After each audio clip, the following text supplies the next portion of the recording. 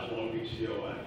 I'd like to continue my discussion from last meeting. We talked about some of these confidential settlements that were made by the city. And the one I'd like to talk about today was signed on March 29th of 2016. It offered an employee here who had alleged some pretty horrific acts $85,000 in cash. And we heard last meeting that this was an excellent deal for the city, that the settlement of the was excellent. Well, part of the agreement also included things that member didn't have to appear at work anymore, yet continues to collect a paycheck. And that will continue through December of 2018. That seems to be a little more than the $25,000 that the intent of that law was. But he continues to accrue sick time, personal time, terminal leave time. There were some other interesting sections that were in that agreement. One was that the city agrees to waive the application of the general municipal law, section 208D, extra work by members. They're waiving the law. The city waives any firearm qualifications for this individual, but allows him to continue to carry a firearm through 2018. The city agrees to waive the application of the public officers law in the event that Hayes takes up residence in contravention of the law. So now my question is, how much overtime is necessary to fill a no-show job for 2 years? It's 2 years. Police sergeant for 2 years. Hayes last year in 2016 made $181,863 without walking through the door. How many other low or no-show jobs have been offered as a result of settlements? How many are out there?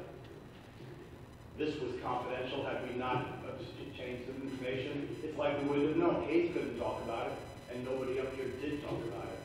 Anybody that knew. So we didn't know.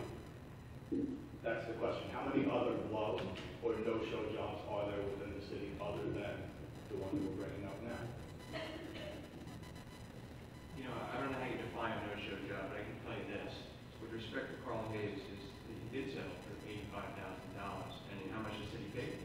Zero. I agree. It was a wonderful deal for the city. Given the acts that were alleged, I think it was a spectacular deal. The city did very well. Please don't misunderstand. I agree 100% that you did an excellent job in mitigating the damage from these allegations. Absolutely. Okay, so the city paid. But the question is, how much did the city spend to fill in for an employee that wasn't here? There is another cost. I don't have access to that. Of course, that should be outside the scope. scope. With respect to his use of time, as you also know from having foiled the settlement agreements, Mr. Hayes agreed that he is going to remain a resident of New York State and pay New York State taxes. Absolutely. During his absence, when he's in Texas taking care of.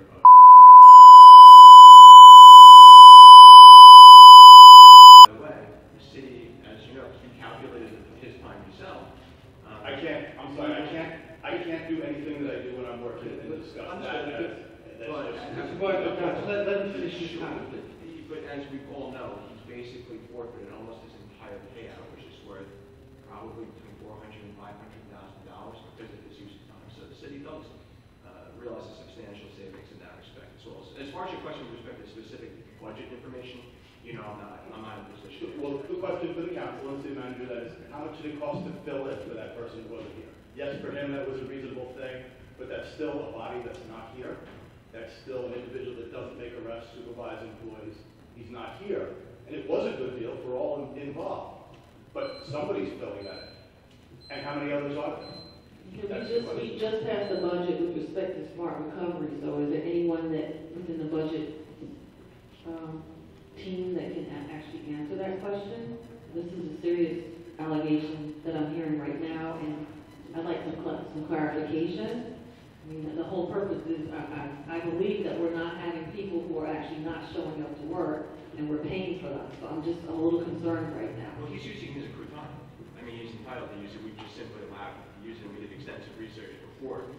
More research than I've ever seen, preceding a settlement agreement, that confirms his legal eligibility to use that time.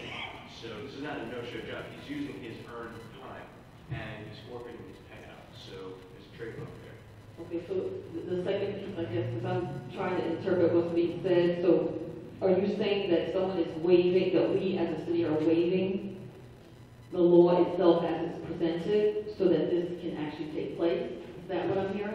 There are two specific sections in the agreement that say exactly that. The city further agrees to waive the application of general municipal law, section 208B, entitled Extra Work by members of the police force.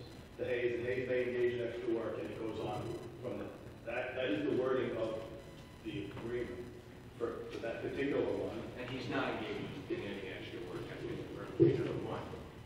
And number two, with respect to the residency requirements, again, Mr. Hayes is paying taxes in New York State. So, and there are no, I don't believe there are personal income taxes in Texas. So, you know, by most definitions, the parent is a New York State resident. Well, he takes care of his wife in Texas from Mexico.